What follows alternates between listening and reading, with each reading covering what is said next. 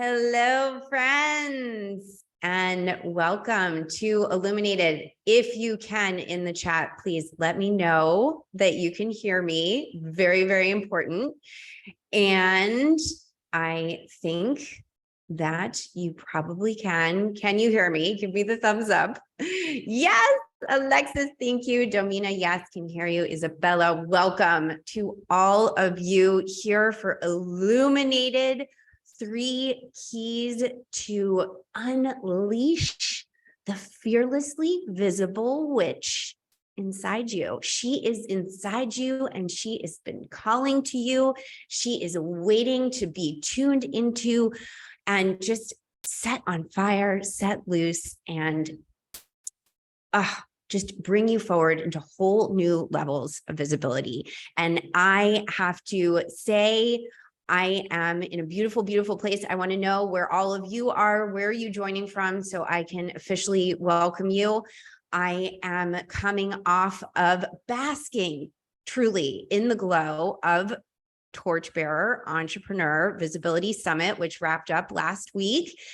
And I am in Florida with my family, filling up the cup while also taking time to work because my work fills me up in such incredible ways. So it's just been this beautiful balance of when the children go down for a nap, mommy goes to the office that she rented. And so that is where I am today. You might see the palm trees out behind me. We have just beautiful weather and some beautiful, amazing ocean breezy vibes just moving through my system, replenishing me in incredible ways and positioning me to guide you today for about the next 90 minutes. We're going to be doing some amazing practices. You know me, we're going to be doing some excavations, some timeline play. I have a little presentation for you. I'm also going to be sharing about the way to work with me going forward.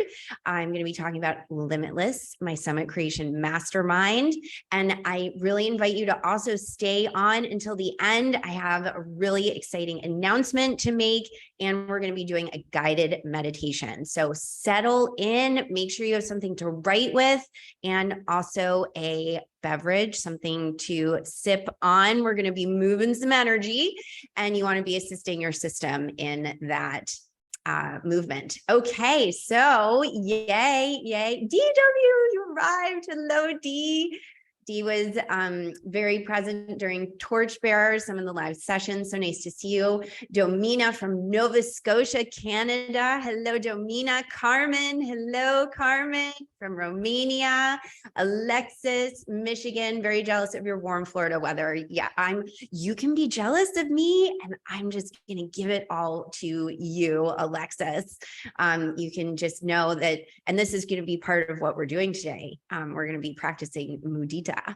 Okay, and Mondi says hello from Houston, Texas. So happy to be here and so happy to have you. Hello, Eva. Yay, Eva. So nice to see you here.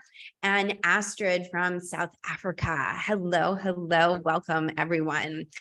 And oh my God, so thrilled to be here with you today. And let me just give a quick little intro.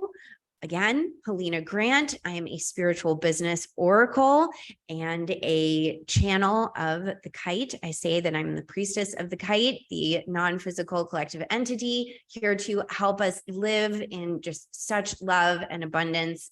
And as our own vessels of the universe, the one song that is always singing to us and through us and for us.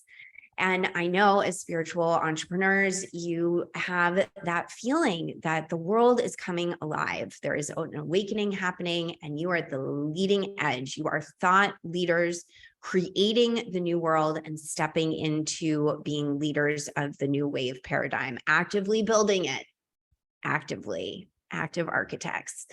And I am also a mother and a nature lover. And oh my God, do I love creating online summits. Again, Torchbearer was my 5th, and it was the best on so many levels. I'll share more specifics going forward, but the numbers were extraordinary.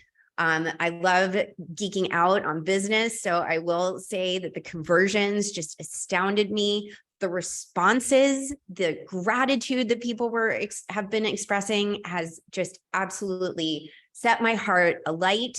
And I feel so grateful for the previous 4 summits that I did, that I know were feeding Torchbearer. They were fuel for the fire that has been ignited through Torchbearer Entrepreneur Visibility Summit. So here we are now, illuminated. And there's a very specific reason why I felt that this masterclass wanted to be called Illuminated. It, of course, pertains to the fact that you are torchbearers. You are carrying the light of your healing message into the world, and it is illuminating the darkness. It is also illuminating you, and it's you are already illuminated. I named it, this masterclass, in the past tense because this has already happened. You're not trying to do anything or change anything. You are already perfect. You are already beautifully illuminated. But how do we channel that light? How do we really make it resplendent, resilient, resounding? You know you have it in you, but there's something blocking you. The visibility, maybe it feels too intense. It's too much. You don't know where to start. You don't have the how. You've got the fears, the self-doubt. Ooh, so much comes up because visibility is super high sensation, and being visible runs totally contrary, not just to your social programming, but also your biological programming, right? It's like the biology of being visible. Your body's like, nope, we're going to stay safe. We're going to stay hidden. And so this is the big work that we do, is positioning ourselves to experience that high sensation, creating the capacity and developing the strategies to ensure that we are ready. We are primed. We are illuminated. So here we are. We're going to be jumping into our 3 keys. And I have some slides to share. So I am going to pull those up and we are going to get going here. Okay, so let me quickly make sure we have this up and running. And oh, you're seeing a little of the back end here, little of the back end. I'm not afraid to be transparent. And I could have teed it up maybe a little bit better, but we are willing to do things a little bit messy, right? Here we go. Let's go back. All the way back, all the way back, all the way back, all the way back. Illuminated. 3 keys to unleash the fearlessly visible witch inside of you. And I love seeing you all here because the word witch did not turn you off. And maybe you had like a little bit of frisson inside of you, like, ooh, witch, I don't know about that. That's scary. Witch is ugly and old and warty and mean. And this is all feeding into you not wanting to be visible, is your concept that you've been, this message around the witch that has been propagated throughout the millennia and is still so present in our modern society. So I love giving you 3 keys where you can just be unlocking this programming and really experiencing, diving in and coming into a new relationship with these parts of you that you maybe have repressed, set aside, oppressed as well, getting oppressed. So parts of you had to be oppressed. And this witch inside of you is fearless. She's willing to be visible. She's willing, honestly, to withstand the flames, the heat of the high sensation of visibility. And you are already illuminated. This witch is already inside of you. You are already perfect. You are already a thought leader. All you need to do is unleash her. She's just waiting for you. She is ready and you are ready. So why you absolutely do not want to be visible. It's actually a terrible idea. So I'm all about visibility. Why would I be telling you you don't want to be visible and then it's actually a terrible idea?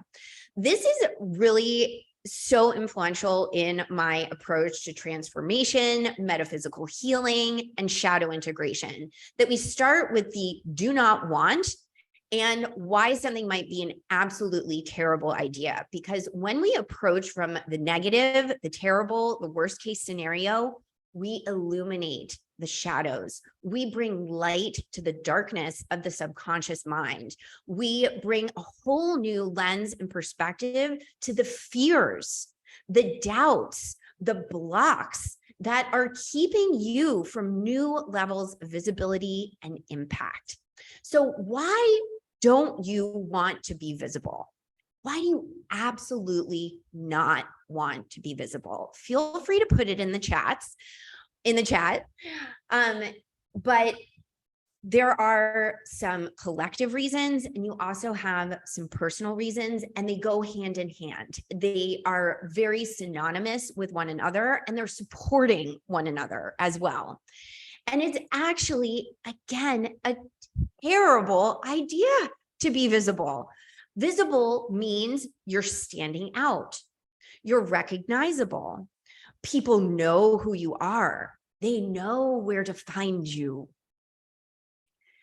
You are visible. You are running totally contrary to the deep, deep brain. The reptilian brain is that part of the brain that's so deep inside of you. And then the mammalian brain evolved on top of that. And then we have the more modern human brain as well, which has the two hemispheres, the right and the left. So and we're the only species that can imagine.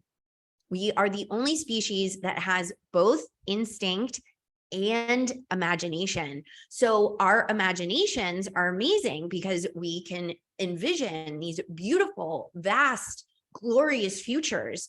But guess what happens on the other side of that, the unilluminated side of that imagination? We can imagine all the fears, all the deaths that could be occurring, all the terrible ideas as to why what we want is absolutely not what we should be wanting. And I know that you want more visibility. You know that your visibility blocks are standing in the way of you reaching thousands, maybe even millions of people, limitless numbers of people, and having limitless recognition for your gifts, the healing medicine, the sacred work that you do. And that comes in the form of money. You have limitless potential for earning as well. And so again, it is absolutely a terrible idea to a very, very important part of you, a part of you that has carried humans through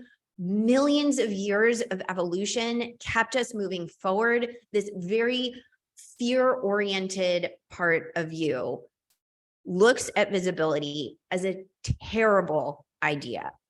And it is.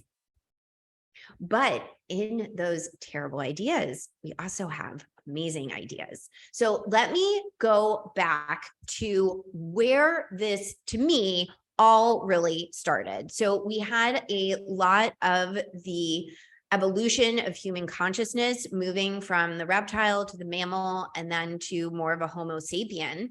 And in about 70 to 90 BCE, and this is going to be a quick review for some of those of you who joined me for the Identity Alchemy workshop that was part of Torchbearer, it all comes down to the Eve wound. The Eve wound came from the creation of the myth of the fall of man. When Eve ate the apple from the tree of knowledge and disobeyed God, who said, eat from any tree but this one. This tree is a terrible idea to eat from. And Eve was tempted by the serpent, which had been the symbol of the goddess up until then. The serpent was the goddess's symbol, and the god head was both male and female up until this moment when the myth was written. Who wrote the myth? Not totally sure, but it is the basis of all 4 of the main Abrahamic religions of the world, and thus deeply entrenched into the structures of our society, and has been used over and over again to oppress anyone who isn't a male, and really a cis white heterosexual male. And so this is at work in making you feel like you need to be perfect. You can't possibly show up not knowing what you're talking about, 100% an expert, perfect grammar, perfect appearance. It makes you want to be a goody-goody because Eve has been condemned. She condemned humans to live on Earth, this jail of being in a body. And thus we need to compensate as heart-centered, emotionally in tuned females. And that's not to exclude anyone who isn't in a female body. I'm using this as a very general, archetypal almost level term. But it has made you think that you need to be the goody-goody, you need to be the good one. You can't offend people. You can't ruffle any feathers. You have to be quiet. You have to stay hidden. You have to be the goody-goody because Eve ate the apple. And of course, from my perspective, Eve knew exactly what she was doing. And thank goddess she did, because everything was being done for humans in, again, the myth of the Garden of Eden. And when Eve ate the apple, she created a division between God and humans, making us co-creators with the universe. Instead of just laying back and having everything done for us, frolicking in the Garden of Eden, Eve took action, took a risk, and saw this disillusion of the illusion of everything being done for humans. It created this moment of saying, oh, well, yes, I can create for myself. And hey, Adam, you got to give this a shot. It's pretty rad. So there was so much that has come of the Eve wound if we bring this new lens and perspective to how we look at it. Also, many, many atrocities. And that's not to disqualify that at all. But I want you to understand and really embrace the fact that the Eve wound is at work and at play in a lot of the visibility wounds, resistances, blocks that you have. Again, multiple levels in there working against you, feeding the blocks, feeding the fears, and giving you evidence in your external world as to why visibility is a terrible idea, why it is just not a good idea. You need to hide from God who you've disobeyed. No. You need to be in full embrace of the relationship that you have with God, universe, source, also the goddess, as a co-creator, allowing yourself to be a channel of these incredible, loving, abundant energies that are all around us. And the world is coming alive. People are waking up. You've already woken up. You're on the leading edge of this revolution and this renaissance. The world is being rebirthed. And as a spiritual entrepreneur, you are coming into a new relationship with what is going on for you, your shadows, your desires, and now coming into a new relationship also with the Eve wound, healing it and leveraging it as well for new levels of visibility and impact. So here we are. When you know terrible ideas are the best ideas, because the universal law of polarity, both ends of the spectrum exist simultaneously in anything. And so even when something seems terrible, also the best, the most amazing exists simultaneously, likely within the same container. And you haven't looked at it that way. You've been programmed to look at terrible ideas as just straight up terrible ideas, risk averse, pretty much always, right? Like it's too risky, it's too scary, I can't make the leap. oh my God, I can feel what that's doing to your system. It's making you shrink. It's contributing to you hiding.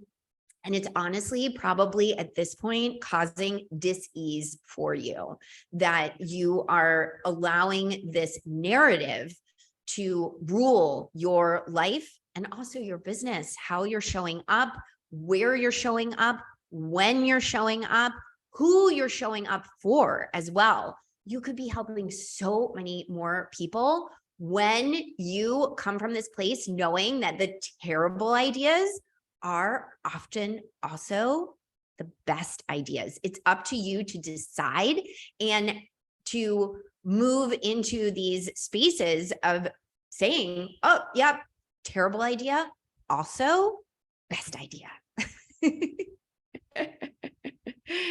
So what is also missing for you as you take the risks and really lean into, go head on into those terrible ideas, because again, visibility is a terrible idea. It's a terrible idea. Don't do it. No, do it. Do it and don't do it. You need to have resilience. The nervous system that is so deeply tied to that deep reptilian brain that operates on instinct and reaction needs resilience. You need capacity in order to step into the high sensation of being visible.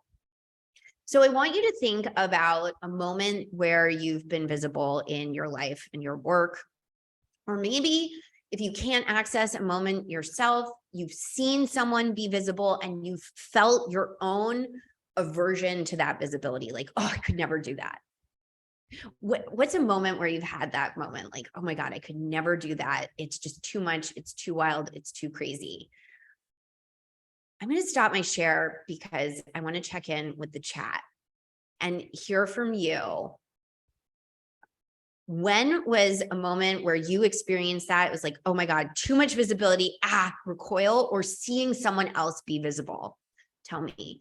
Mondi says, I have been burned at the stake many lifetimes. I need to hide. Yes, Mondi, that is it. The Eve wound is the witch wound, the woman wound, the mother wound, also the sister wound, the wife wound.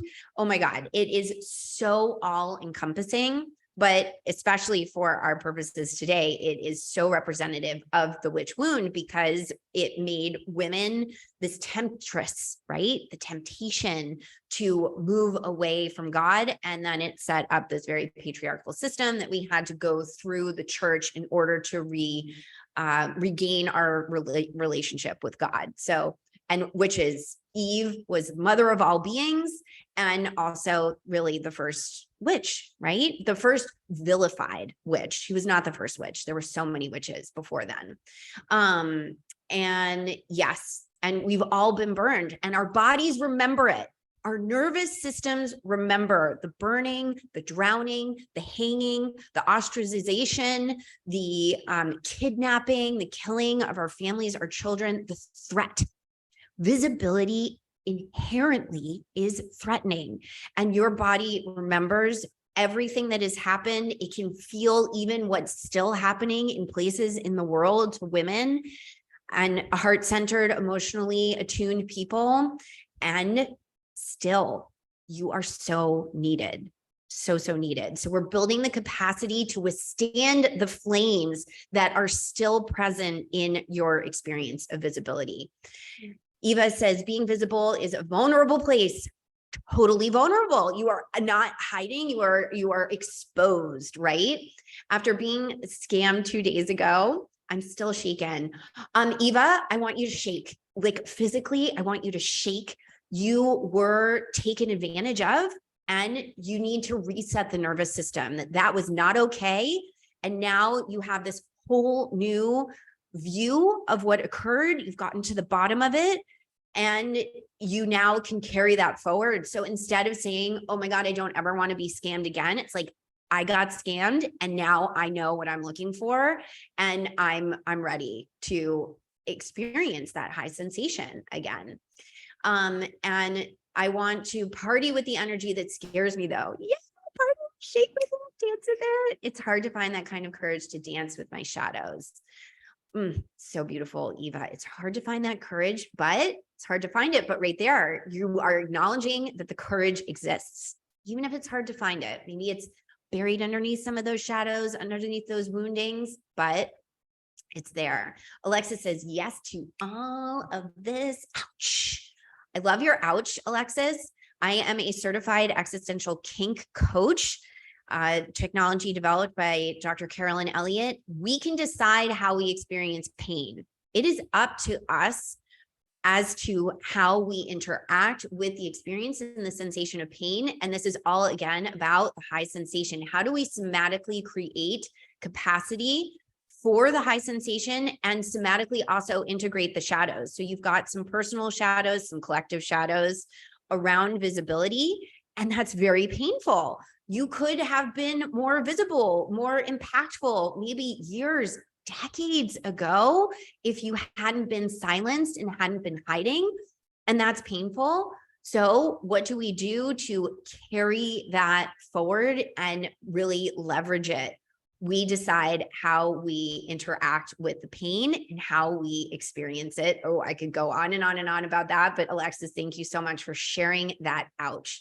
Chris says, yes, I go back and forth. When I get super triggered and scared, I'll pull back and disappear. And this is important. Sometimes you need to disappear. You need to replenish, restore the nervous system after being highly visible. This is about creating the capacity, the expansion and the contraction. And we're, again, programmed to think we're always going to be expanding. We're always going to be sharing and growing. And that is just not how nature is designed at all. So we need to be out sharing, be visible, and also giving ourselves time and space to disappear, to withdraw a little bit. And sometimes this could be 5 minutes in a timed container, 15 minutes in a timed container. It doesn't have to be weeks at a time. But pulling back and disappearing for an extended period of time, that's because you burned out and your nervous system didn't have the capacity for the visibility and the reaction on the other side of it. And so you probably felt like you couldn't get back out there, but there are strategies to work with that. Astrid said, I posted an image of a painting I did. It was so well received and everyone was asking me to do more. Please, please. It was frightening. So I never did it again. Astrid, wow. Yeah. Astrid, I want to know, was it because you were worried people weren't going to react as positively to the future paintings? Like why, what was at play there? And this is not to be judgmental, to say you did it wrong. You did it exactly right. I'm just curious. Approach that with curiosity. What was the real fear that kept you from doing it again? You had all these positive reactions and you just couldn't do it again. Domina says, yes, I feel I've been burned as a witch as well. My throat chakra closes when I try to talk in public and physically I can't speak. Ooh, Domina, there's so much to work with there. Right now, I want you to just put your left hand on your throat and just tell your throat, I love you so much for closing up all those times and protecting me when I wasn't able to physically speak. Thank you so, so much for that beautiful, beautiful protection that you offered me. I witness you. I love you and thank you. And we're going to be working together going forward on me expressing myself and being able to speak physically when I talk in public. And again, thank you so much, throat. Thank you. Thank you. Yeah. All those flames, all that soot, all that smoke is in there. Still, our throat remembers what it felt like. Chris says, I'm really wanting to calm my nervous system around these triggers so I can always show up consistently for myself, for my present and future clients. Amazing, Chris. You are in the right place. Mondi says, I remember it terrifies me to sit around a fire. Wow, Mondi, beautiful. Thank you. Eva says, thank you. Alexa says, I was really visible in my business. It was my full-time focus, but I had not created an income yet. When I began my now full-time job, I kind of disappeared. And now I feel like I need to build the capacity to allow myself to be seen again and explain where I've been. Ooh, explaining energy. Alexis, what if you don't have to explain yourself at all? Ever? That's something to dig into. Why do you feel like you have to explain yourself? Why can't you just show up and be visible? And on the other side of that, what would feel really good about explaining yourself? How has that contributed to your journey as to where you are now and your business? Chris says, I love Carolyn Elliott and Existential Kink. I read the book, but I didn't know she had a certification program. Very cool, my dear. It was amazing. I am one of the few Existential Kink coaches, and it is one of my favorite transformational tools personally, and that I teach all of my clients and students as well. I love the idea of expansion and contraction. Mondi says, yes, this is how the universe is designed and operates, it how it births whole new worlds and realities. Alexis says, love the reminder on expansion and contraction. You're welcome. Hermione says, the fear of persecution gets in the way of being visible. The fear of persecution. So what are we going to do about that? What's the opposite of the fear of persecution, Hermione? Tell me, what's the opposite of that? The desire for? Astrid says, no, it was the level of visibility. Amazing. And the expectations that were born for me to show up. I was afraid of being swallowed up by it. Ooh, Astrid. So, I can't help myself. I would say, like, timed container, allow yourself to be completely swallowed up in the timed container and surrender to being swallowed up, and try just 5 minutes. That swallowed up by the expectations of what people want you to do, and that you're just totally consumed by all of it. Go all the way with that. DW says, breathing, expansion, contraction. Yes, the inhale and the exhale. We can't always be inhaling. We have to exhale as well. Hermione says, oh, the desire for my views / knowledge to be welcomed. Okay, so there, in the fear of persecution, also simultaneously exists the desire for your views and knowledge to be welcomed. And so I want you, Hermione, and everyone, you can do this for yourselves too. Just briefly close your eyes. Take a nice deep breath. Exhaling. Oh yeah, you're relaxing. You're safe here. And find where in your body the fear of persecution is living, exists. Maybe I'm feeling like some fire in my throat right here. So I'm going to put my hand there. And where in your body does the desire for your views, your knowledge, your medicine, your message, where does that desire live? Yeah, mine is in my womb. Oh yeah. Oh God, it feels so good. Yeah. And just holding your hands. I like the left on the fear. You're willing to receive the fear through the left side, and the right on the place in your body where the desire lives. Oh yeah. For me, it's actually like a whole root, sacral, womb space kind of situation going on. And just noticing that both of those exist within your body at the same time. You're not trying to change either one of them. You're just holding the capacity for both. Beautiful. Sally says, yes, I have the same fear of being killed if I do not do what others want. Literally, you feel like you're going to die and maybe literally be killed, right? This is totally valid, these fears. And if I do not do what others want, you have to be the goody-goody, right? You have to be perfect and do it exactly, please others. And that is going to contribute to you just surviving, really, not thriving. And yes, the breathing is key to my health and well-being. I can remember so many aspects of the divine feminine journey. Thank you for this repeat. We need things repeated over and over again because we have 2,000 plus years of these structures being driven home and pounded into us. And you know that you, again, are a thought leader on the leading edge of this changing, the reconciliation that is occurring between the past and our bright, brilliant future. Okay, I am going to go back to our slides now. Thank you so much, everyone, for sharing so beautifully. And right there, we were creating that capacity, that resilience, the resilience in calming the nervous system, breathing, closing the eyes, noticing the sensations that are in the body, recognizing them and holding them in their polarities. Holding the poles is the path to awakening. All right, here we are, the 3 keys to unleash that fearlessly visible witch inside of you. Number 1, eliminate. Number 2, illuminate. Illuminate. You are already illuminated and you will illuminate even more. And then 3 is initiate.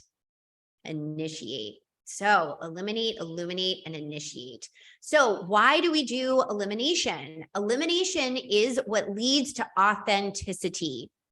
Illumination is what leads to confidence and the making it innate, going through the initiation where you step into this new identity as the fearlessly visible witch, the thought leader at the leading edge of the new wave paradigm of doing business, leads to consistency. And now these are all really key words for you. I think that they probably resonate with you, in particular, authenticity, confidence, and consistency. So let's dive into why elimination leads to authenticity. So when I say elimination, I mean boundaries. Oh my God, I love boundaries so much. They're so challenging and they have so many benefits. Boundaries, transparency, and structure. So we want to, again, be holding the poles. So I know, spiritual entrepreneur that you are, you've got yourself all tuned in to these amazing, beautiful, abundant, loving spiritual energies that are all around us. And you have this gorgeous heart, this healing message that you want to share with the world. You want to help everyone. I get it. And you probably could help so many people, but it can be very difficult to understand boundaries, even on the most basic level. Where do you end and where does someone else begin? And again, fed by the Eve wound, programmed to be a people pleaser, do what other people want, make other people comfortable, be the goody-goody. And boundaries, in particular, as they pertain to this concept of elimination, I want you to eliminate anyone in your audience that you think, oh my God, I'm so worried what they're going to think of me and what I'm doing and what I'm sharing. Take them out of being able to access what you are sharing in the world. Eliminate them. This does not mean that you do not love them. It does not mean that you do not want a relationship with them. It just means that you are establishing a boundary that is going to benefit you and the work that you do, and put them into a container, a place, set them in their own beautiful room where they can stay while you go into another room and unleash your fearlessly visible witch. This doesn't mean they can't come back into the room that you are creating. It just means that temporarily you are establishing a boundary around eliminating whoever it might be. It could be a parent. I know they love you and they want to see you survive and thrive and be happy and be healthy, but they might be interfering with the work that you're doing. Just knowing that they're there on your email list or on your social media feed, if you're thinking like, oh God, what's my mom gonna think when I tell the world that I am a channel of a non-physical entity? If that is coming up for you, just move your mom into another room. You can tell her, you don't have to tell her, you can let her know, I'm just doing this for now, you can come back. Maybe it's a former lover. Maybe it's even your current partner or a friend. Again, it doesn't mean that you don't love and care about this person, but if they are scrambling your energy around the most beautiful, crystalline, authentic message that you want to be sharing, that you're called to share, they need to move somewhere else. You need to move them somewhere else. You have the authority to do that. And actually it's required of you. And this is also something you're going to need to be doing moving out into the world. You're going to have boundaries. There are going to be people that come and attack you. Yes, It is going to happen. You're going to get negative comments. You're going to trigger people because you're helping people. And sometimes triggering people helps them. You will feel attacked, and that's not you. That's them projecting on you. And you're going to need to be exercising boundaries. So moving whoever it is that's scrambling your energy, eliminating them from your space. Again, it can be temporary. You don't even have to tell them you're doing it. Be quiet. You could be very upfront about it. It doesn't matter. What matters is that you take the action of eliminating anything that is interfering with you being visible. And I'm sure you can think of at least 3 people, 3 things, maybe you need to be setting up a different space, whatever it is. I could go in so many directions around it, but it likely has to do with people and some presence in where you want to be showing up. So boundaries around that. And elimination, anything that is keeping you from being transparent. Transparency is so key in where we find ourselves now. And especially as spiritual entrepreneurs working with our own multidimensionality and working with people who are multidimensional, this awakening, people's senses are becoming more honed, more tuned. People can sense it when you're hiding something. So I want you to write a list of 5 things you absolutely do not want anyone to know about you ever. Oh my God, I'm coming up with like an amazing practice for myself. 5 things you do not want anyone to know about you, see about you, think about you. It could be a mix, but what would just be the worst things for someone to see or know about you? And you're going to eliminate your judgment around those things that you don't want people to see, and actually like dive in to that. How can you be transparent about what you don't want people to see? So Astrid, you don't want to have to explain where you've been. How can you be transparent about not wanting to explain about where you've been and how you built your business and then got a job and now you're coming back to your business? How can you really lean into that and be transparent about what you think you need to be eliminating, don't want to talk about, really digging into that? And then elimination leads to this authenticity because you're creating structure. Yes, we need structure for the flow. The river needs the banks in order for the water to have that forceful direction to it. So elimination with the boundaries, the transparency that you're establishing creates the structure for you to be so authentic. And authenticity is so unbelievably magnetic and is going to contribute to your consistency, which we're going to be diving into as well, going forward into the 3rd key. But first, let's talk about illumination, leading to confidence. I want you to turn yourself on. Just like a light, but also sensually. All of your senses turned on, and also your desire, your pleasure, your joy.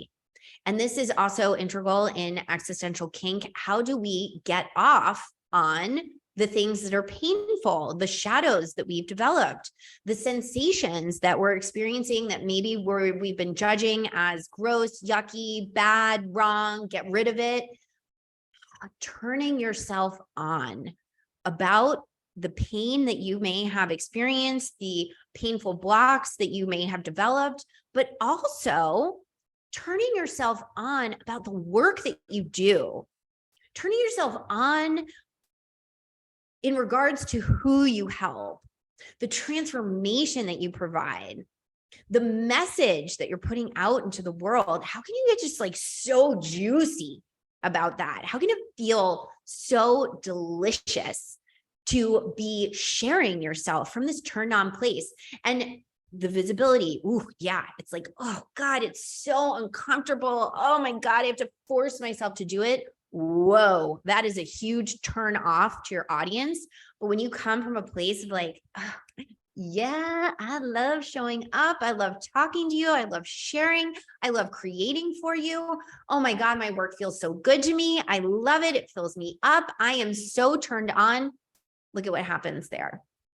Look at what happens to you on a personal level, and just imagine how that gets received. And yeah, imagine that. Our imagination, what sets us aside from all the animals that exist on this earth, is our ability to imagine. And when you can imagine what that feels like, you're able to create it. You're able to manifest it. And I've got so much how to do that. But this is so integral to the second key of illumination, leading to confidence, turning yourself on. This is not fake it till you make it. There's a garnish of that, but the true resounding confidence comes from that deep lower chakra place of being so turned on by what you do, who you help, how you do it, when you do it, why you do it. And why you do what you do comes from who you are. You're not just some worker going to a 9-to-5 office job. Maybe you do a little bit of that, but your soul calling is as a spiritual entrepreneur, and you know that. And so coming from that turned on place, that is so deeply magnetic. And that is where the fiery, fearlessly visible witch lives within you, that deep, deep, deep place. Source level. Source is abundant. There is no end. It's the infinite. And so, yes, you will have the expansion, the contraction. You will need to fill up the cup. You will need to restore your system. You do need rest. You can't go all the time. You will have moments where you're energetic, you're ready, you're out in the world, and you will also have times where you need to replenish the source, give the system time to reset. But knowing that your illumination and your confidence comes from an endless place of source level. And this is where it flows from. This is how you get into the flow state of creation, of showing up, of sharing yourself and being visible. Visibility is a flow state. What do I want to do today? Who do I want to help? How do I want to communicate with them? What wants to move through me? How does the divine want to express through me? How does the universe want to express through me? How can I position myself to be so illuminated, so confident, and so in flow with this extraordinary energy moving through me? Maybe it's living inside that fearlessly visible witch that has just been so repressed and reviled throughout the centuries. And I'm here to bring her back online and allow it all to just flow and illuminate from me, through me. Okay, and now key number 3, making it innate, going through that initiation of making this a part of your identity.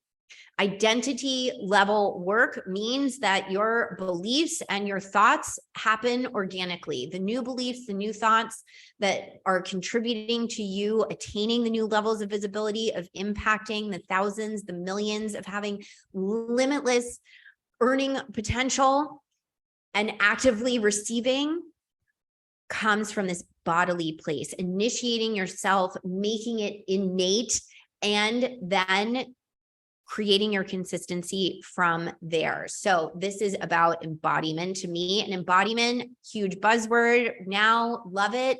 We left the body with the creation of the myth of the fall. Oh God, we left the body. The body is this earthbound material plane jail.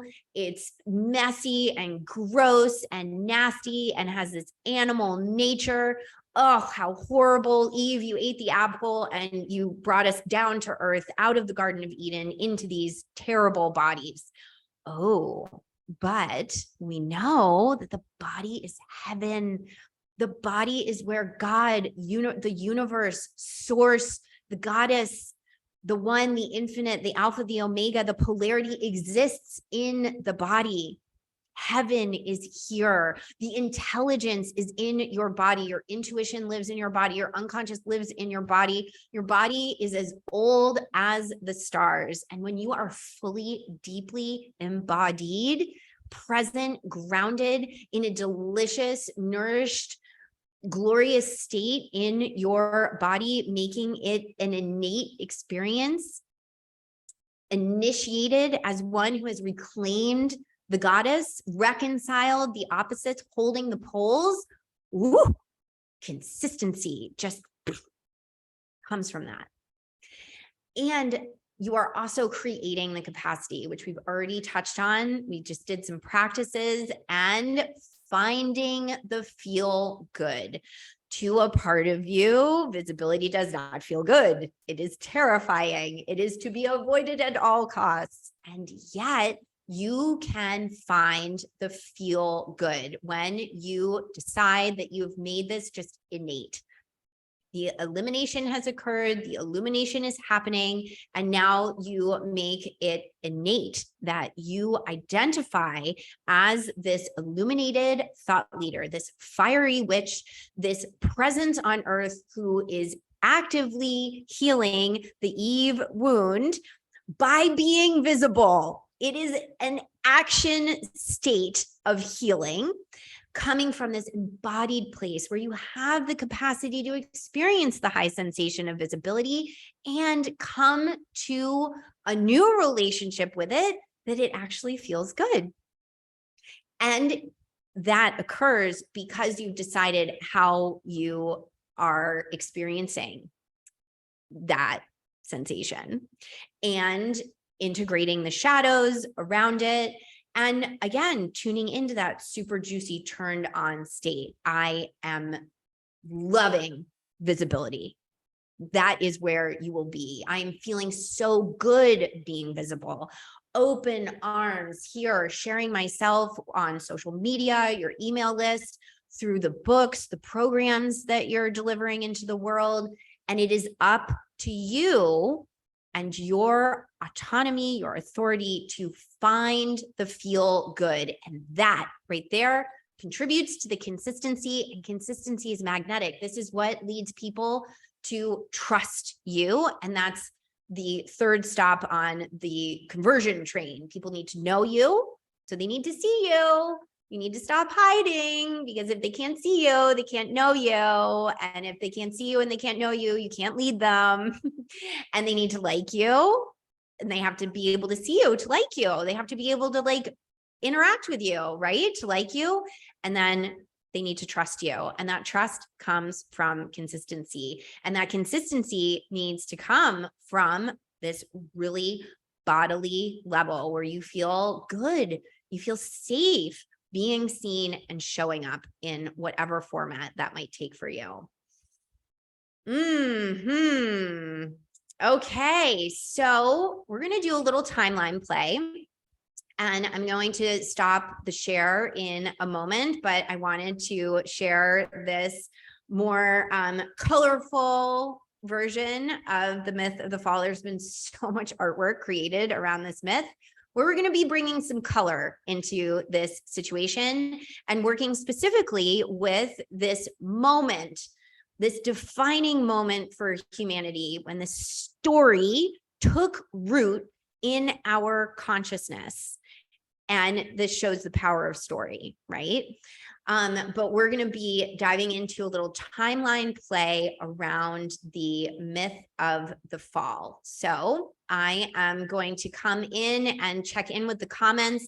Let me know what felt the most challenging for you around those three keys. Was it eliminate, illuminate, or initiate, making it innate to be this thought leader? Before we dive into the timeline play, what felt most challenging, or like, what are you like, oh yeah, I need to really dig into that?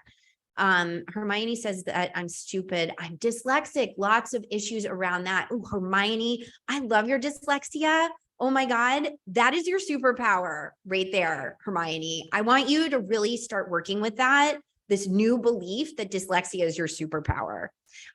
Maybe look into some figures in the past. Some people, we don't even know they were dyslexic because they just always had someone else writing for them. There's now so many tools.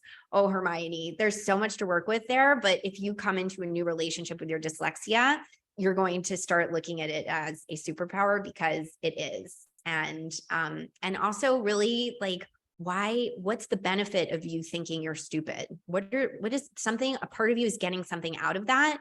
Again, curiosity, no judgment there. You're just welcoming in that part of you.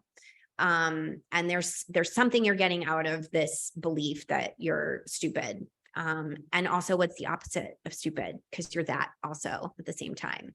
Chris says elimination equals authenticity. That is so refreshing to hear. Needed that viewpoint today. Chris, I'm so happy to provide that viewpoint for you.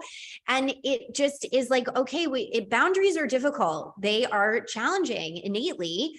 And so what's the benefit of them? What's the result? And we are all needing authenticity. We're all trying to gain more authenticity, show up authentically. So it's like, oh, okay, it might be painful to put this important person over here in this room and eliminate them and enforce this boundary, but there's going to be this incredible result on the other side of authenticity. Eva says initiate was challenging.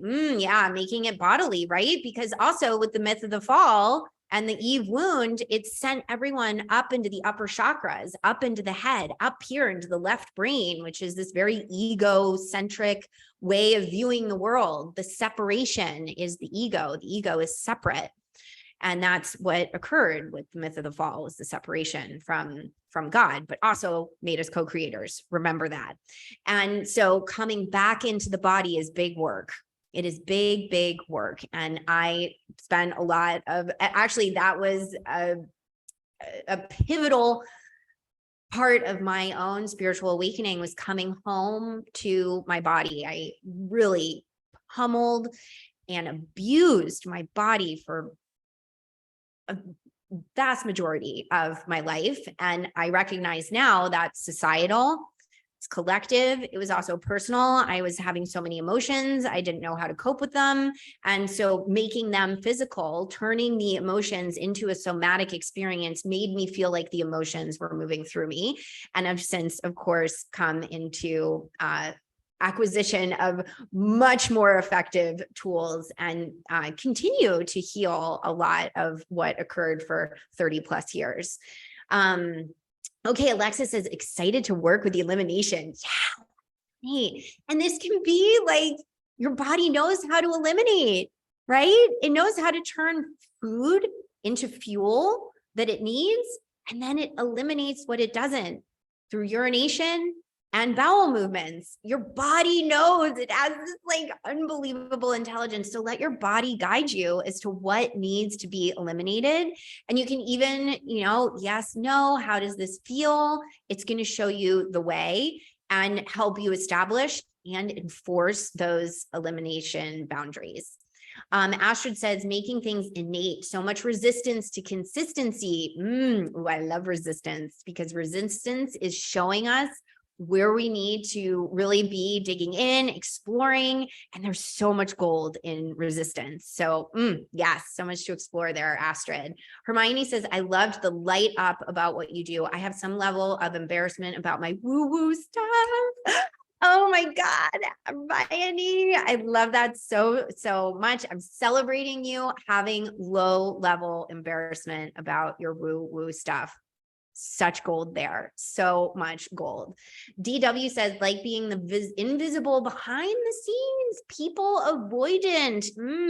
DW, there's a lot to explore there. Amazing.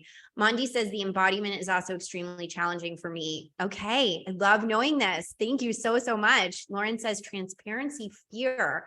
I have hidden in closets and played dead from attention. Wow, wow, wow. That is incredible, Lauren. Thank you so much for sharing that. That is just incredible to know. Incredible to know.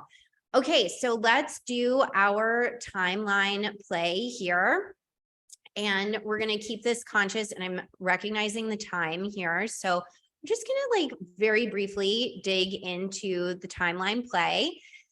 And I want you to come into recognition that we already talked about there's always the polarity that both extremes exist at the same time. The masculine and the feminine always exist, the good and the bad, the dark and the light, the up and the down, the hot and the cold. And of course, it's all relative too. But the timeline play I want to do here is the timeline that exists around the myth of the fall never being written. Or perhaps it was written and it never took root. No, I want to go with never being written. It just never existed at all. And why do we do timeline play? So alternate realities are always existing simultaneously. So right now, where you are, there is an alternate timeline that is occurring where you are already the fearlessly visible witch who's showing up in just resplendent ways across all platforms, making millions of dollars, maybe helping thousands and thousands of people all over the world. And it's happening simultaneously with where you are right now. And so what we do with the timeline play is we allow ourselves to move from our current timeline and experience the alternate timeline, so that we can feel good about the alternate timeline and eventually, through the process of manifestation, have the timelines merge with one another somewhere down the line in the future. But of course, what's the difference between here and there and here? It's all the same. So when we play with the timelines, we relax into what another reality could be, so that we are able to then create the space to welcome in that reality when we're ready for it. And that's what I mean by a future timeline. But the future, you with all these fulfilled desires around being visible, sharing yourself, showing up consistently with authenticity, total transparency, beautiful, medicinal, loving boundaries, that already exists. So, and why it doesn't exist right now is because of the Eve wound. So what do you think society would have looked like without the myth of the fall? If in BCE, 70 to 90 BCE, that had not been written. I've seen it. It was a continuation of a society that looked at the Godhead as both male and female. The temples had representation of both the god and the goddess. The serpent was seen as the ultimate tool of transformation, revered as the symbol of the goddess. Consciousness could evolve so that we don't have the same attachments to the things that we have now. We wouldn't even need cars to be able to just transport ourselves. Amazing. Hermione says women would be well respected and celebrated. Oh, yes. Women would be well revered, right?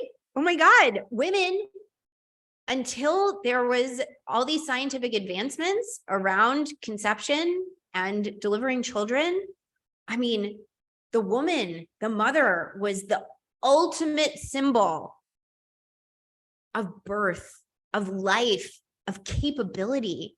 It was just extraordinary that this woman could house the human and then bring that human into the world fully formed. The body of the woman celebrated, revered. Ah, yes, that timeline exists. It's still happening. It's not our current reality here on this material plane, but it's not far away because we're talking about it. We're feeling it. What would that feel like to be well respected and celebrated? DW says imagination or imagine a nation. Yeah, thoughts becoming things. That's happening here. It's a little bit slower, but on that alternate timeline, playing with it. That's happening. The imagination, imagining a nation. Alexis says chills with that comment. Yeah. What comment, Alexis? Can you specify? I'd love to know. Love those chills. That's the body saying yes, opening up to the recognition of truth being spoken. Mondi says, I love the idea of being celebrated and revered. Mondi, if you love that idea, where can you do that more for yourself? Celebrating and revering yourself. Start small, but make it consistent. Where can you celebrate and revere yourself? You love that idea. Your body's saying yes. Where can you be cultivating that in your life, your experience, even day to day? Yes, Monty says, I'm going to start today. And everyone, time containers. Do it in a time container. You can start with 5 minutes. I love to work up to 15. Set the timer on your phone and just really sink in to what you are imagining, maybe imagining being celebrated and revered, or actively also doing it on the material plane. So Mondi, what are you going to do to celebrate and revere yourself today? It can be simple, even lighting a candle and pausing for 5 minutes, just saying, this is me celebrating and revering myself, the goddess within me. Alexa says about the women being respected. Yes. Yeah. So we need to be respecting ourselves to start, so that we can have that reflected back at us. And I know we haven't had a lot of support in respecting and revering ourselves. So we just have to start here because we're the thought leaders. We're the spiritual entrepreneurs at the leading edge of the new wave paradigm that is being built through the vehicles of our businesses. Mondi says, great suggestion. Thank you. I'll light a candle. Yeah, just keep it so accessible. It doesn't have to be a big deal, but it's just taking that time to pause and recognize. Hermione says that society without the myth of the fall would have more equality. I think everyone would be recognized for their gifts and their contribution to what society is without the myth of the fall, right? There would be more equality. It wouldn't be like one over the other. It would be all together. And that's the reconciliation that's happening now. There's so much more collaboration that we can be doing. And someone winning doesn't have to be at the expense of someone losing, which is how a lot is set up right now, right? But we know that it can be different because that's what we're imagining right now. We're seeing it. We're feeling it. We know we're a part of it. Domina says, being in presence in honor of yourself, your gifts, and knowing you are special and magic.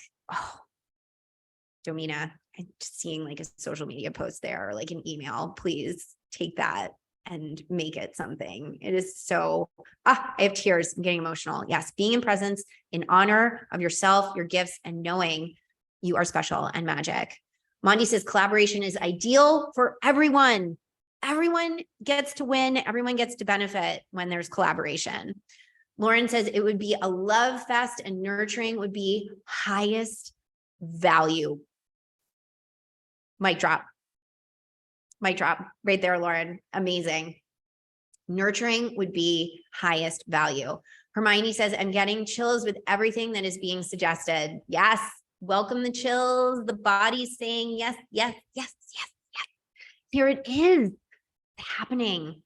And here we're talking about the timeline and we're bringing it closer and closer and closer. We're playing with it, playing with the timeline of what the alternate timeline is without the myth of the fall, without this story, because that is also happening. And we're coming back into resonance, reconciliation with it.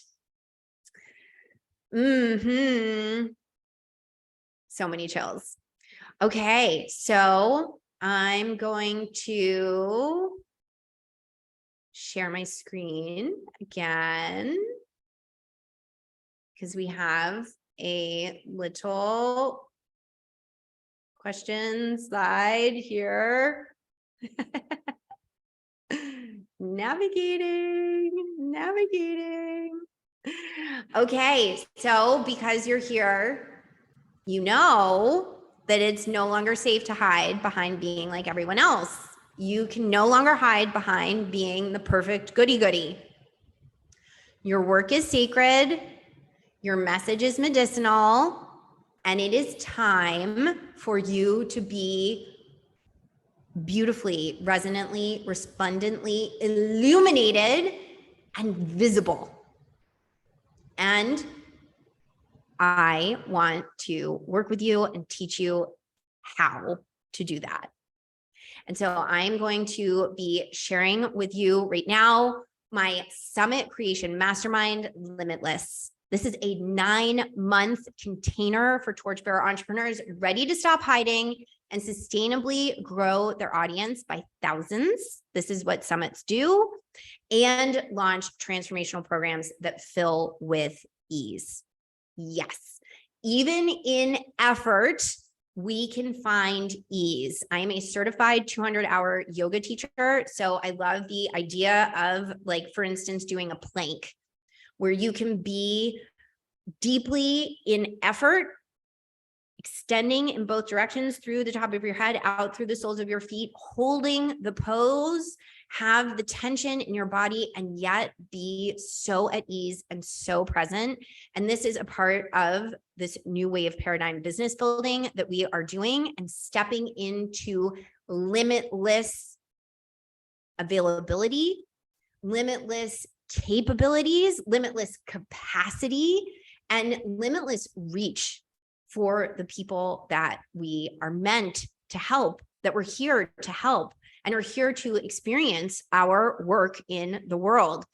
And this is a big part of what we'll be doing in Limitless, is creating a summit. I know that you are a high achiever and you love results. And so you will have a summit on the other side of this 9 months. And so you need to know, what is a summit? Well, you're here today because of summits. Likely you experienced one of the 5 that I have created, or you were in someone else's summit and you experienced me as a speaker. And so you joined my email audience. And so a summit is this incredible audience building tool. Primarily, it is a collaborative effort with the featured speakers that you bring in. It's a beautiful gift that you give the audience that you are creating. It is a joint venture that you are embarking upon with people that are coming in to speak, be featured, and share your work with their audiences. It is a win-win-win-win-win situation. And you are experiencing also extraordinary personal transformation as you go through summits. Why would you want to create a summit? It is a big effort with huge payoff. I will be going on and on and on about this the next 2 weeks while I am talking about Limitless. There are so many whys, but for you specifically, you might be at this point where it's like, I really need new people to be experiencing me, which is a reason why you might want to create a summit. Another amazing reason why is because maybe you're coming back to your business after a little sabbatical, a little time away. Maybe you are looking to pivot the work that you are doing in the world. And that was why, well, one of the reasons why I started in on Summit Creation. I was working as a spiritually closeted stylist, very focused on the material plane. And I wanted to move into more working solely online, no more in-person work, and also be doing the metaphysical healing and the transformational work that is so a part of who I am and what I do. And also, I needed an audience for the book that I am writing and that is getting published. Publishers want to see that you have an audience that is ready to buy. And so I really wanted to have this audience building. Who is ready to build summits? Anyone who has experienced a summit and been like, wow, this is really cool and really interesting. I might be interested in doing this.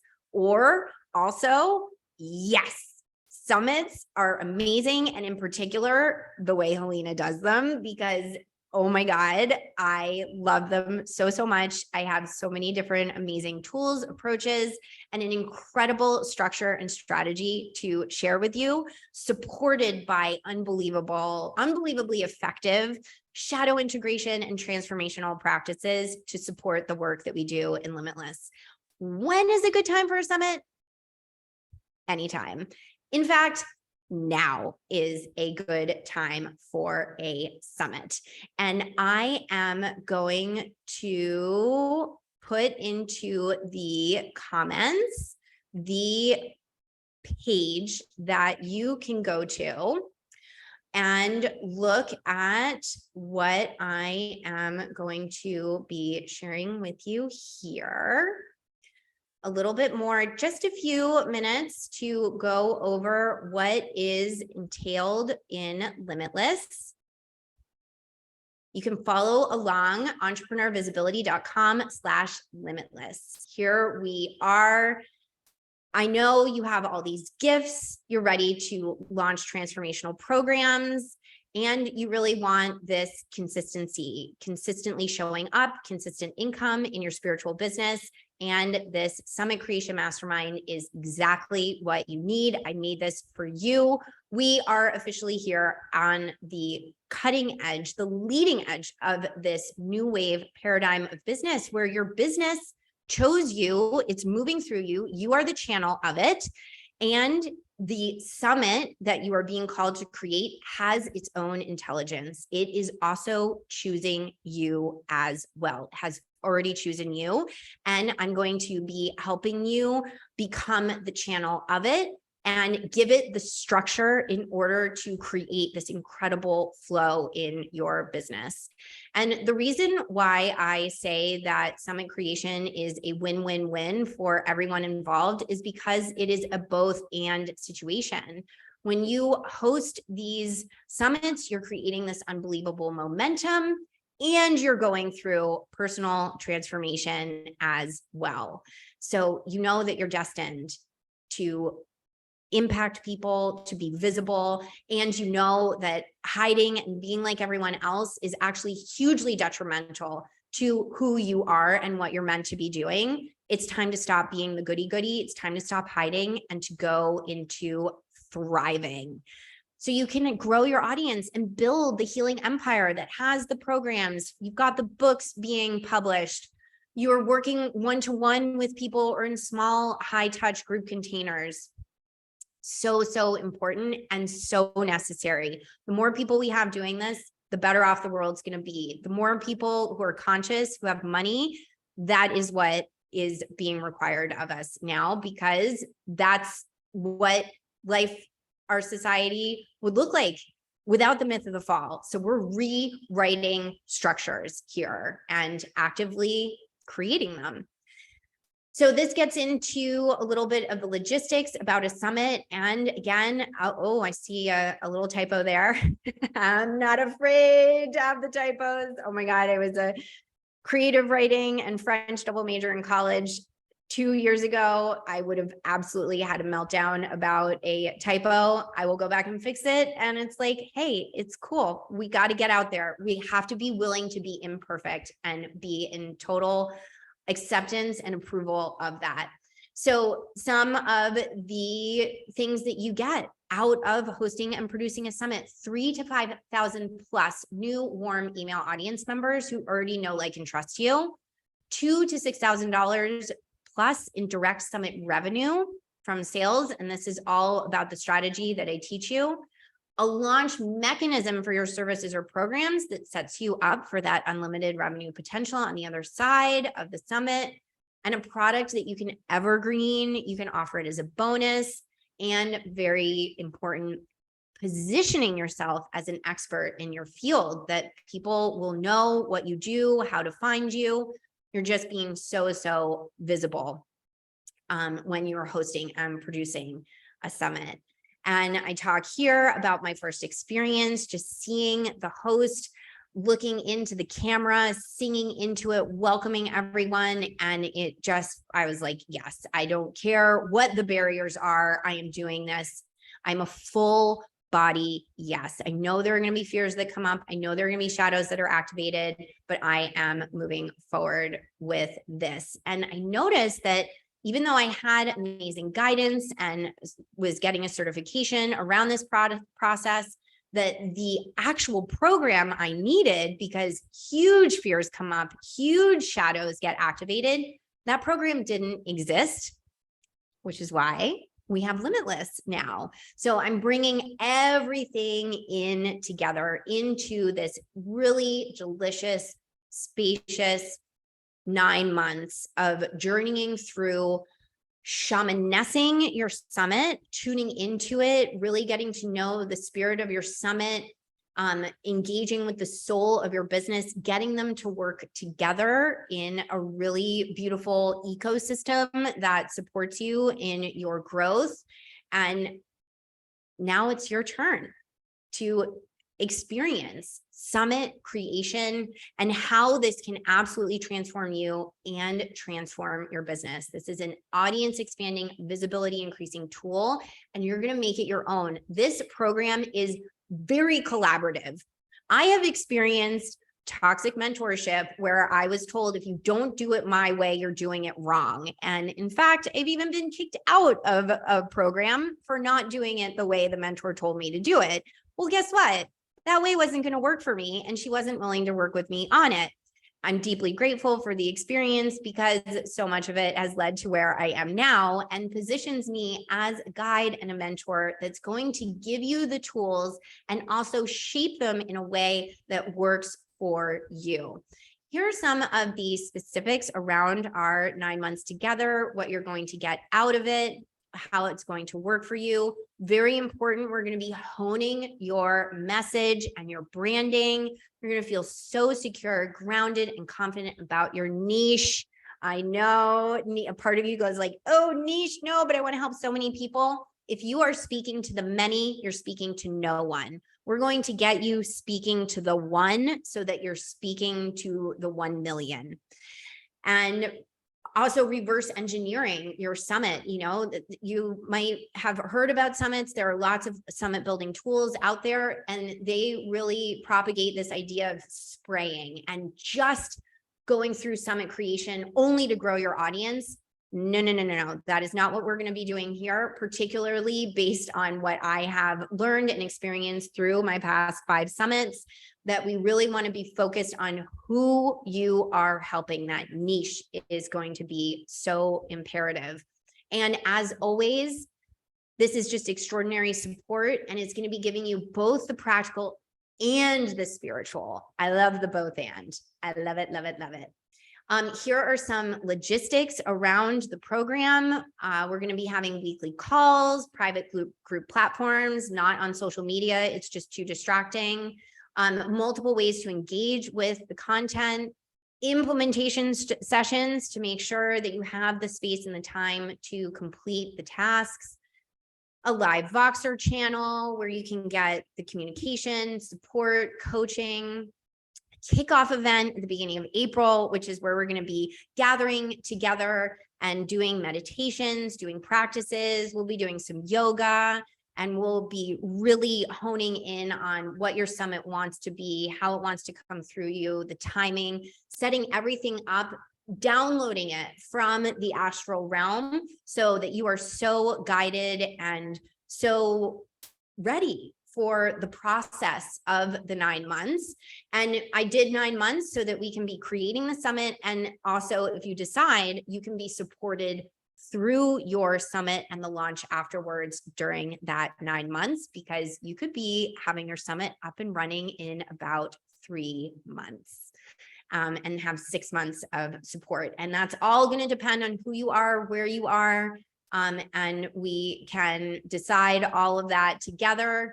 And you get also lifetime access to my past 2 summits and 3 one-to-one sessions with me throughout the 9 months. We can be working together really, really intimately. The group work is going to be super intimate as well, but you'll also get that individual guidance around what you can be doing, how you can be doing it, what it looks like, and really moving into this limitless space in your life and business. This is over $3,000 in value waiting for you.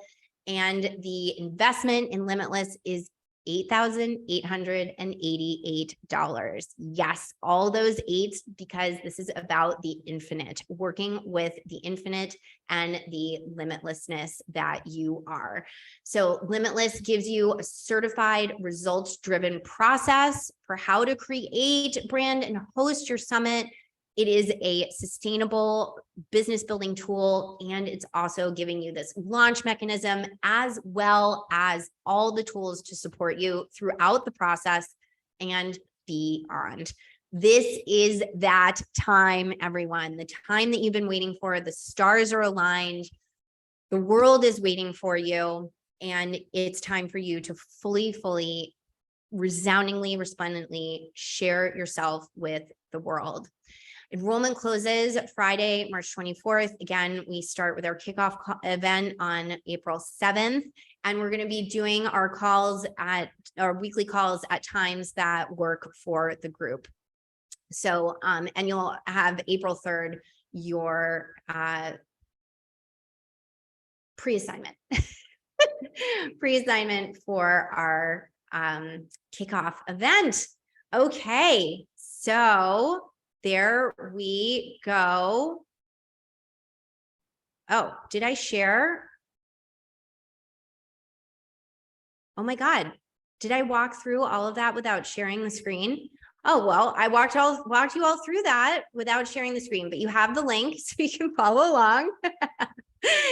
And going back up, this is the sales page that we just walked through. And super simple. When you click the button, it's going to take you to the cart and you can sign right up. So there it is. Limitless is out into the world. We also have a maximum of 10. We are keeping this space very intimate so that we can be so there together, walking side by side, and already 2 people pre-enrolled. So I just have 8 spots left. And super exciting announcement. If you are one of the next 3 to sign up, you get a 90-minute session with me to really dive into where your business is, where you are going. And we're going to be doing some identity alchemy together and really positioning you in a very secure sense as a thought leader.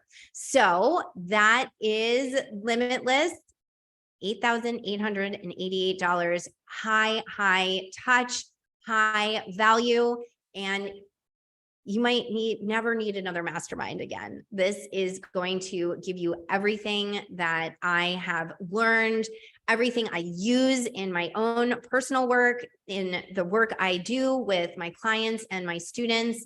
It's going to be so much fun. It's going to have incredible benefit and extraordinary results. So I hope that you will join me, consider it, and get in the door so you can get that 90-minute session with me. Mondi says, thank you so much, Melina. I have to run now. Beautiful, much love. Mondi, thank you so much for being here, and have an amazing day. And we are at 11:28 my time.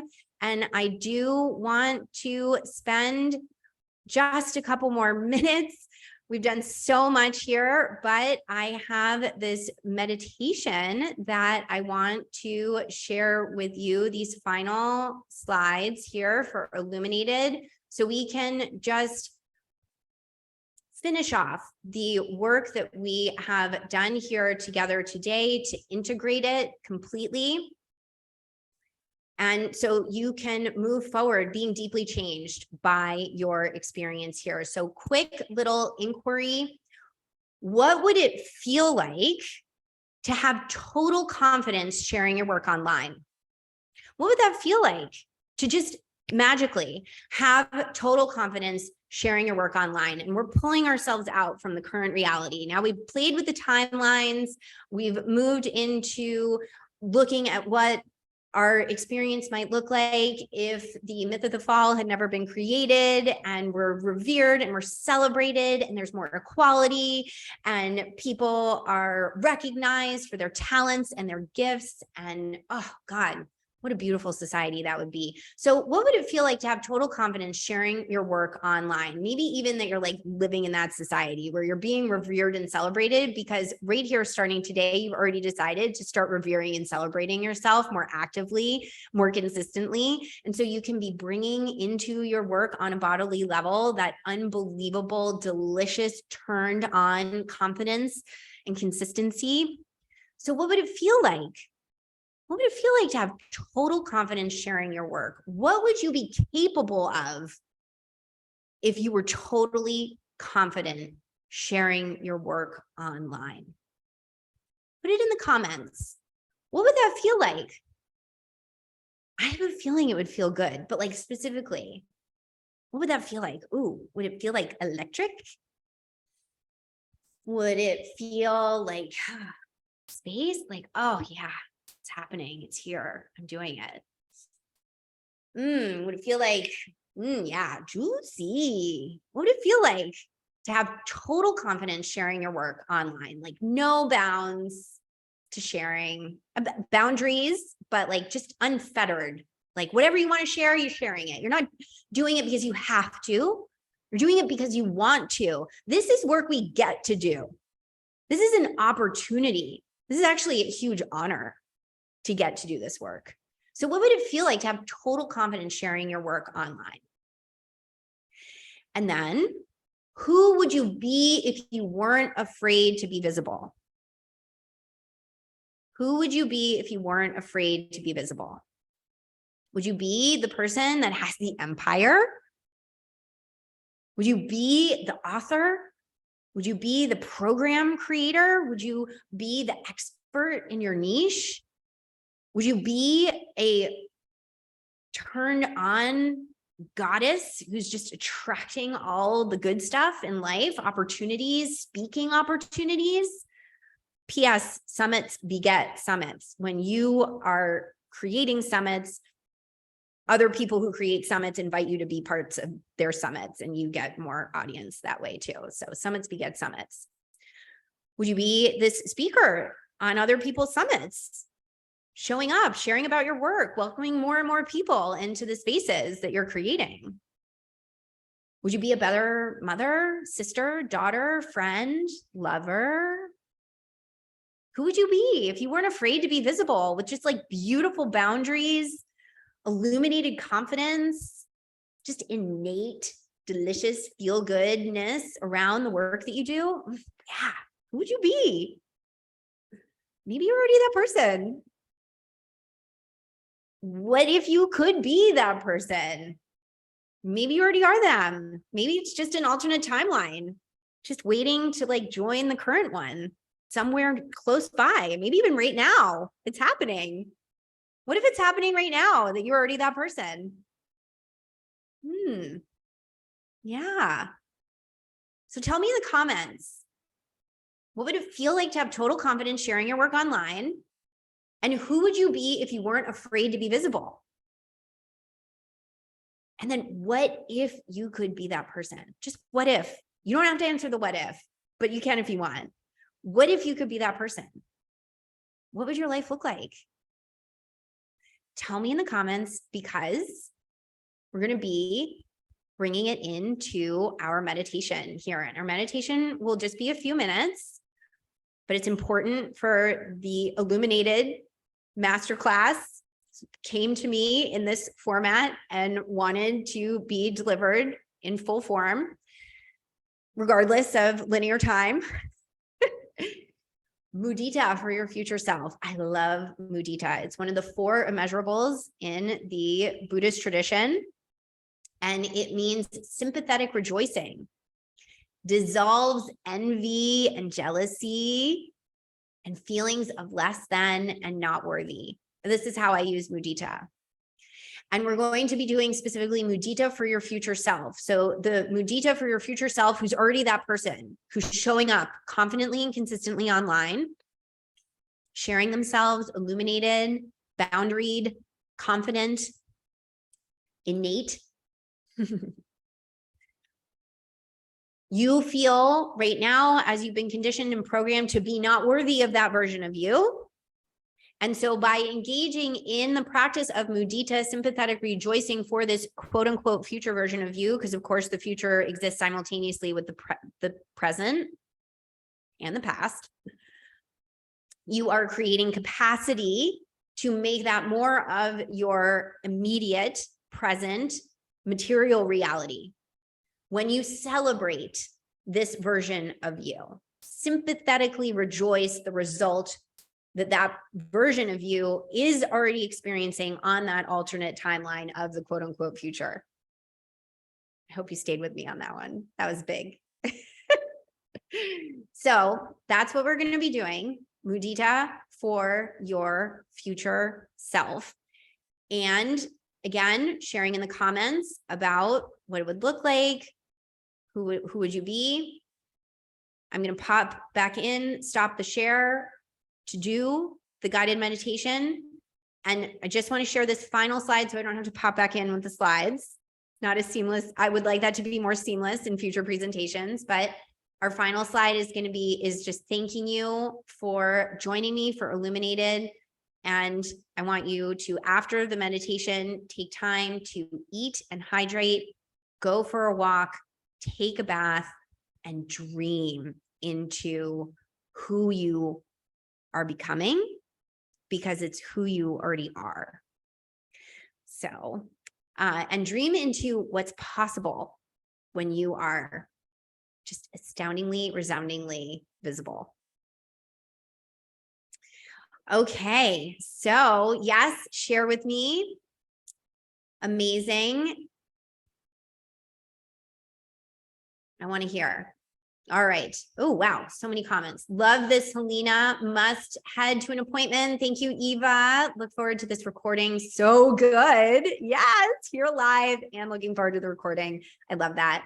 Mondi says, thank you so much, Helena. I have to run now. Beautiful. Hermione says, effing awesome. Yes. Alexa says, juicy. Yes. Haha. Astrid says, it would feel like I'm in love. Newly in love always. Astrid, oh my goodness. Can this be artwork too?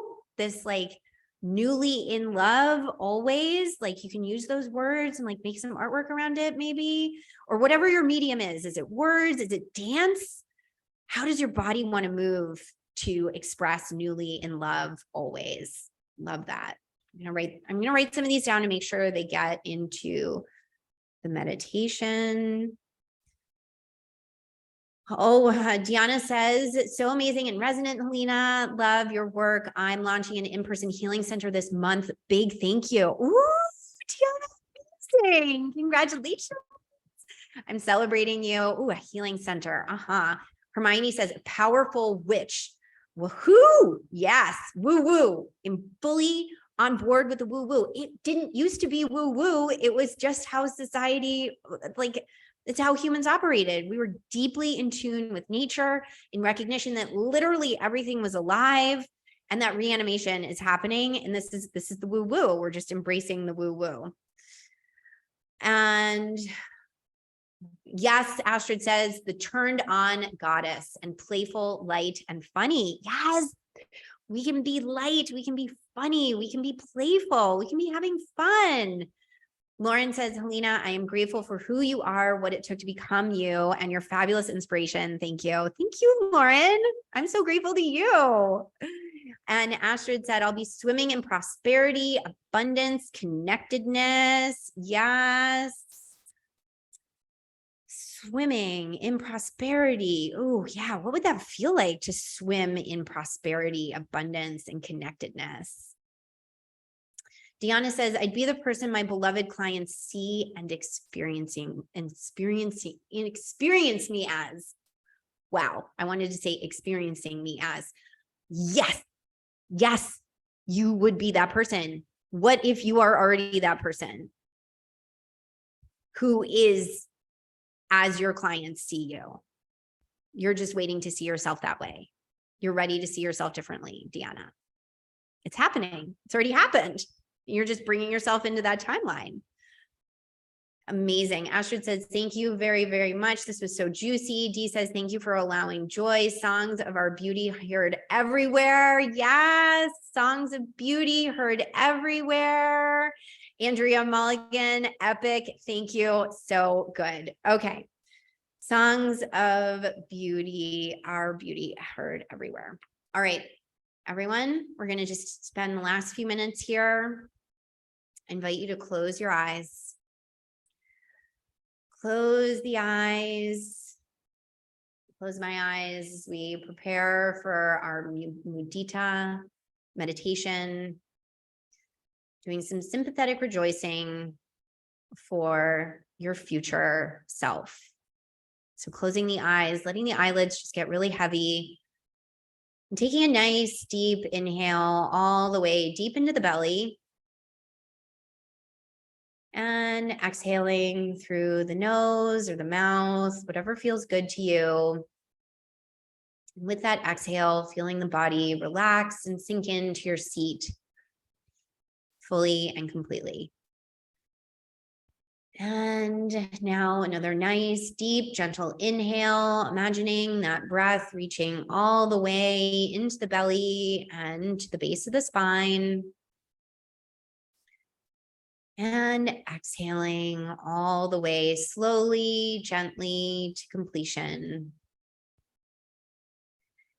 And one more deep, gentle inhale all the way into the belly, reaching to the base of the spine and expanding into the lungs.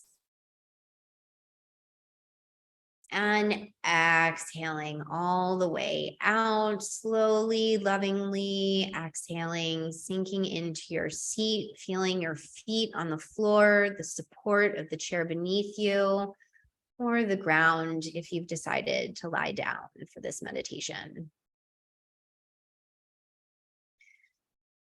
And now I invite you to imagine you're at the top of a staircase.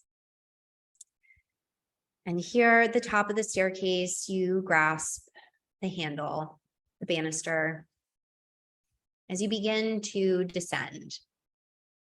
Walking slowly down the stairs, holding the railing, slowly down, down, down, all the way to the base of the stairs. And as you arrive at the base of the stairs, you see a door. You open the door, and on the other side of the door is the most beautiful landscape you've ever seen. Whatever that means to you, maybe there are beautiful hills, flowers, maybe it's a mountainscape where you're looking out over the summits of mountains stretching out all around you. Maybe it's a beautiful beach scene, Paradise Island, a lavender field, somewhere that speaks to you of arrival and of safety. You know that looking at this landscape, whatever it looks like, you have arrived and you are safe. You have arrived and you are safe because you have made the decision at some point in the past to be visible, to stop hiding, and to step into new levels of limitless impact, making yourself available to having the capacity to help people in extraordinary ways. Because you've made these decisions, you're here now, looking out over this beautiful landscape, feeling so at home, knowing that you are safe and you have arrived. And now, looking out at this landscape, you sense a presence next to you. It's a familiar presence, a welcome presence. And maybe looking at this presence, turning to it, you recognize that this presence represents your future self. The future self on the other side of making incredible decisions about your visibility, about your work in the world, about how you structure your business, how you show up. This is a future version of you that represents a powerful witch who is newly in love with her life, her business, her family, her structures. She's a powerful witch, deeply in resonance and recognition and celebration and reverence for all her woo-woo. She is a powerful, fiery, fearlessly visible witch. She's the turned on goddess. She's playful, light, and funny. Here she is with you, looking out at this glorious landscape, this expanse stretching out before the both of you. And you feel tremendous gratitude for her and all that she has accomplished. The way that she has structured her life, her business, you know that she has extraordinary boundaries. She is just illuminated from such a juicy, turned on place. You can feel the goddess pulsating through her. And you are just basking in that light, that energy, that play, that delight. You can feel it. You're celebrating it. You're soaking in it. You can celebrate it and soak in it because you know that she has so much of it. There's more than enough for you. And you can be deeply in receipt of it from her because she is an endless source for you and for all those that you want to help, all those you want to be reaching. She is the powerful, fiery, fearlessly visible witch, the future version of you that exists within you now, but here she is looking out at this expanse with you, celebrating the expanse with you, and you are celebrating her, soaking in how epic she is, the joy that she exudes, the songs of beauty she sings that can be heard everywhere. You're hearing them now, knowing that there is no longer separation between you, God, Source, the universe, and there is no separation between you and this future version of you. Here in this space, looking out at this landscape, celebrating, revering this future version of you with all the fiery witch visible energy that she's bringing into you, giving to you, infusing you with. You know here that there is no separation, and everything that you do to celebrate and revere yourself and her is just creating more and more abundance, more and more healing, more and more resilience, more and more ability to be limitless. And allowing your body to fully soak in as if you are just in the most delicious experience, turn on place in your life, maybe even coming up from the root level,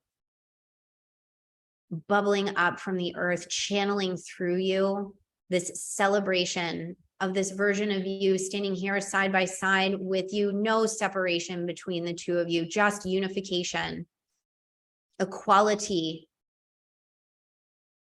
knowing that there is here and here she is with you now and always. And allowing yourself to deeply be in presence with her and all that she is giving to you.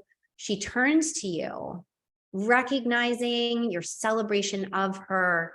And she says, remember, now and always, you are me.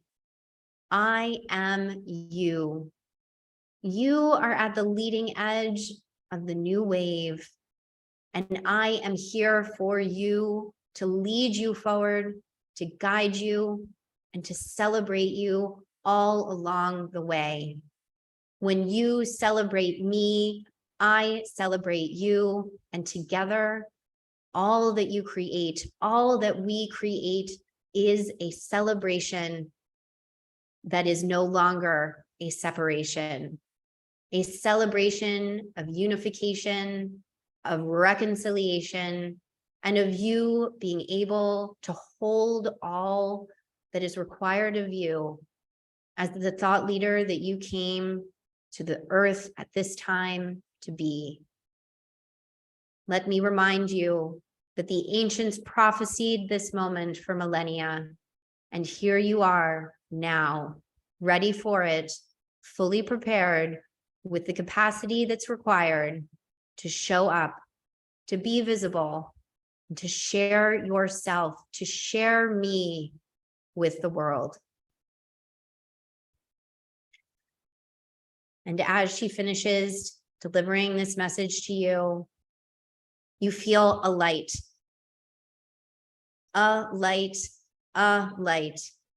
coming up through your feet, extending up through your nervous system, out through your fingertips, the top of your head, the soles of your feet in all directions, and now out through your heart.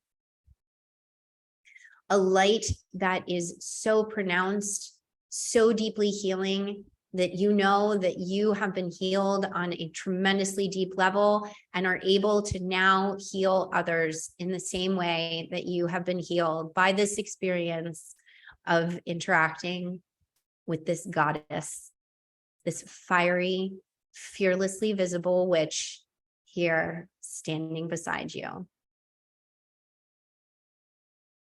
And now bringing that light in, back into your body, back in through your fingertips, the soles of your feet, back down through the top of your head, and centralizing it into your heart, sealing it in, knowing that it is yours and that it represents source level abundance, source level love, the fabric of the matrix of the universe is now here, programmed into your heart, into your system, and there to make your nervous system so resilient and so robust in all that you are willing to experience, moving forward into the world, highly visible, totally turned on, expressing your joy, finding your pleasure, and feeling good about the work that you do, the sacred healing that you are bringing into the world, and the medicinal message that is the vehicle of who you are. All of that is here now in your heart space.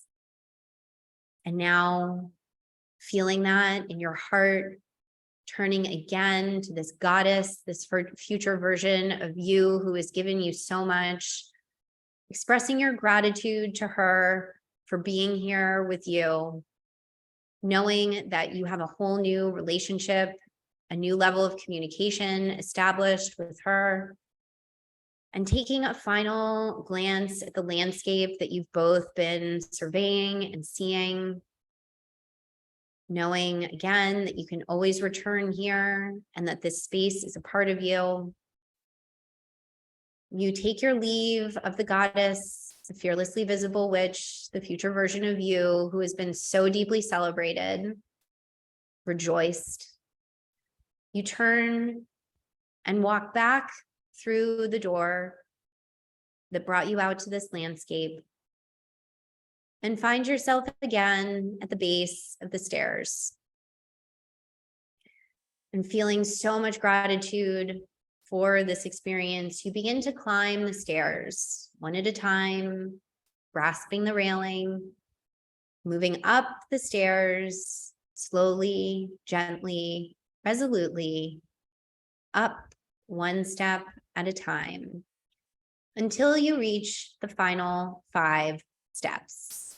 I'm going to count back from 5 and bring you back into present moment. And 5 here on that 5th step, knowing again, this experience is a part of you. And 4, remembering you can return and bring forward all of this information. And 3, beginning to feel your body, maybe wiggling your toes a little bit. And 2, maybe gently swaying as you come back into the present moment. And 1, eyes wide open, feeling so awake, so refreshed, so present, and taking a nice deep breath as you fully arrive in the present moment. Ooh, so good. How do you feel after a little bit of mudita for your future self meditation? There was a little channeled message in there too, coming through from the goddess. I did not necessarily anticipate that, but we went with it. Confident, says DW. Hermione says, so lovely and empowering. Yes, Hermione. Ooh, DW embraced. Yes, your future self is embracing you, welcoming you into what you view as the future. This is the separation that was happening too with the myth of the fall. We separated time. Time was non-linear before the myth of the fall, when there was no separation between humans and God, the universe, source. And we're being re-embraced. We're embracing our relationship again and embracing that there is no separation between you currently and you down the line. And we're making it feel good to be her now. Bring the goddess back. Hermione says, just a yes, it can be possible with ease. Yes. And even in the effort, there can be ease. And so much is possible. So much is possible. So what is possible when you follow the ease too, Hermione? What's possible? What's possible? B says, yes, I feel time is closing in rather than folding into me. I already feel like my future self. Hey, B. I am creating so much. Yes, you are creating so much. We have limitless capacity to create too. Limitless capacity to create. Boundaries assist in that creative process. Alexis says, I feel very grounded and also flowy. This is the nature of the work that I do, is that we are so practical and also very spiritual. We are deeply, deeply grounded and also very woo-woo-y. We're both and. So I'm so glad that you feel both grounded and also flowy, Alexis. Amazing. Oh my goodness. What an amazing masterclass. Illuminated. I gave you the 3 keys. We did some timeline play. We went over limitless and we had some mishaps, of course, but we are deeply in approval of them. And we also did this beautiful mudita for your future self meditation. Hermione says, I have to go now. Thank you, Lena, and also to everyone for vulnerably sharing. Yes, B says, thank you. Thank you all so, so much. The replay will be available within 24 hours. I hope that you enjoy watching it again and again.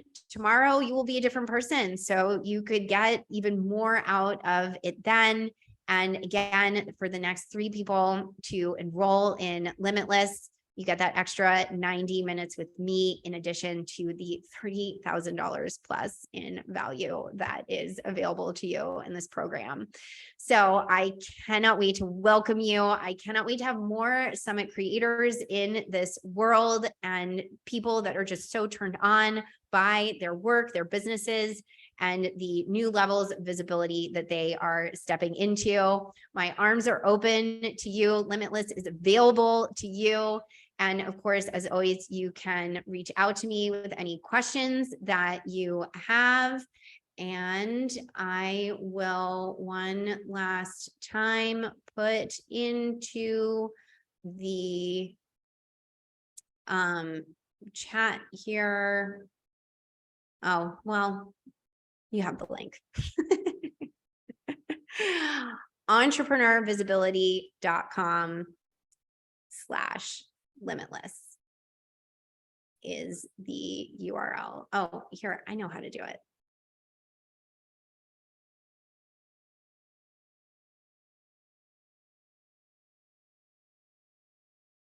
Then, okay. So fun to manage all the things. We manage all the beauty and the logistics as well. I do love logistics. Okay, everyone, thank you so much for spending this time with me, for being so present, for sharing yourselves in the comments. Absolutely beautiful, beautiful work. Oh, Lauren, I'm just seeing this. I asked for this exact medicine beauty and I have received it from you and this. Thank you dearly. So uplifted and seen by my higher love. Lauren, so gorgeous. Thank you so much. And I am going to say thank you again for everyone being here, for showing up, for sharing, for being here in this epic space that we created. And thank you for being torchbearer entrepreneurs. The world needs you. The world is ready for you. This is that time. And now we can all walk forth together. Dee says, resplendent hug. Yes, Dee, and the same to you. Thank you so much, everyone. I am so honored to have been here with you. I am so grateful to all of you. I am just in absolute reverence for this experience here today. And I look forward to welcoming those of you who are ready into Limitless. Thank you again so much, everyone. Until the next, so much love to you. Mwah.